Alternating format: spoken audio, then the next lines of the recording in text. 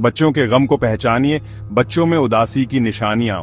बच्चे अक्सर अपनी उदासी शब्दों में बयां नहीं कर पाते। उनके पास शायद शब्द नहीं होते या इतने बड़े नहीं होते कि अपनी भावनाओं को समझा सकें। माता पिता होने के नाते हमें उन छोटी छोटी बातों पर ध्यान देना जरूरी है जो बताती हैं कि हमारा बच्चा उदास है। उनके व्यवहार में बदलाव होना, एक खुशमिजाज बच्चा अचानक दोस्तों के साथ खेलने से कतराने लगे या पढ़ाई में कम ध्यान देने लगे, तो यह अंदरूनी उदासी का संकेत हो सकता है। शारीरिक लक्षण जैसे कि भूख या नींद के पैटर्न में बदलाव को भी नजरअंदाज नहीं करना चाहिए। हालांकि ये संकेत कभी कभी अन्य समस्याओं की ओर इशारा कर सकते हैं, लेकिन ये अक्सर बच्चों में उदासी के साथ होते हैं। यह याद रखना महत्वपूर्ण है कि हर बच्चा अलग होता है और भावनाओं को अलग तरह से व्यक्त करता है। कुछ बच्चे उदास होने पर चिपकू हो जाते हैं और अधिक ध्यान चाहते हैं, जबकि कुछ गुस्सा या चिड़चिड़ापन दिखा सकते हैं। अपने बच्चों के व्यवहार पर ध्यान देकर और उनके सामान्य स्वभाव से किसी भी विचलन को पहचानकर हम ये समझने में बेहतर हो सकते हैं कि कब वे उदासी से जूझ रहे हैं।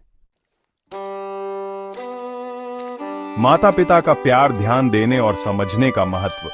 हमारे बच्चे की उदासी को पहचानना केवल पहला कदम है।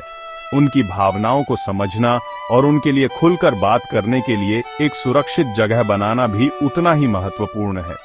जिन बच्चों को लगता है कि उन्हें सुना और समझा जा रहा है, वे अपनी भावनाओं को प्रभावी ढंग से व्यक्त करने में अधिक सक्षम होते हैं, जिससे समस्याओं का जल्दी समाधान होता है और भावनात्मक स्वास्थ्य अच्छा रहता है।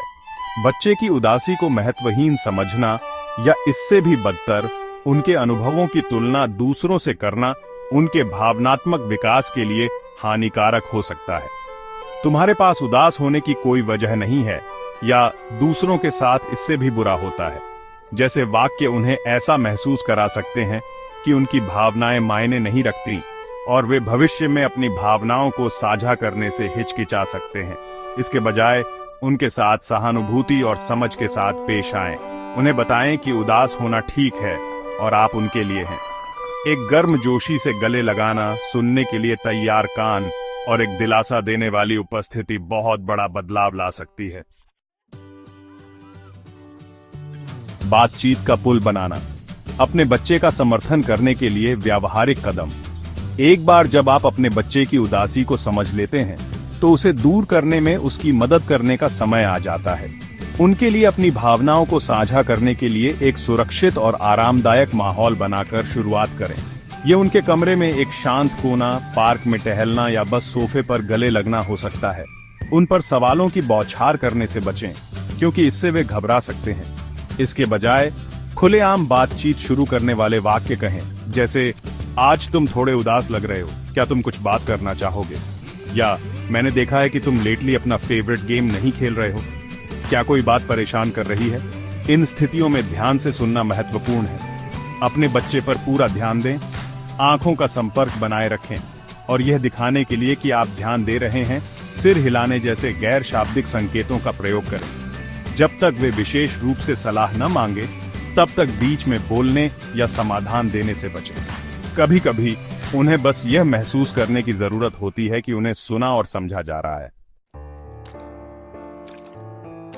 जुड़ाव की शक्ति बच्चों में भावनात्मक स्वास्थ्य का पोषण। अपने बच्चे की उदासी को दूर करना समस्या को तुरंत ठीक करने के बारे में नहीं है, बल्कि उन्हें अपनी भावनाओं को समझने के तरीके सिखाने के बारे में है। एक सुरक्षित और सहायक वातावरण बनाकर आप उन्हें खुद को व्यक्त करने, अपनी भावनाओं को समझने और हेल्थी कोपिंग मैकेनिज्म्स विकसित करने के लिए सशक्त बनाते हैं। याद रखें कि भावनात्मक बुद्धिमत्ता का निर्माण एक सतत प्रक्रिया है। ऐसे समय होंगे जब आपका बच्चा खुलकर बात करने से हिचकिचा सकता है, और ये ठीक है। धैर्यवान, समझदार और उपलब्ध बने रहे। महत्वपूर्ण बात यह है कि विश्वास और खुले संवाद पर आधारित एक मजबूत और प्यार भरा माता पिता बच्चे का रिश्ता बनाया जाए। जब बच्चे सुरक्षित और समर्थित महसूस करते हैं, तो वे चुनौतीपूर्ण समय के दौरान मदद के लिए अपने माता पिता के पास जाने की अधिक संभावना रखते हैं, जिससे अधिक भावनात्मक लचीलापन और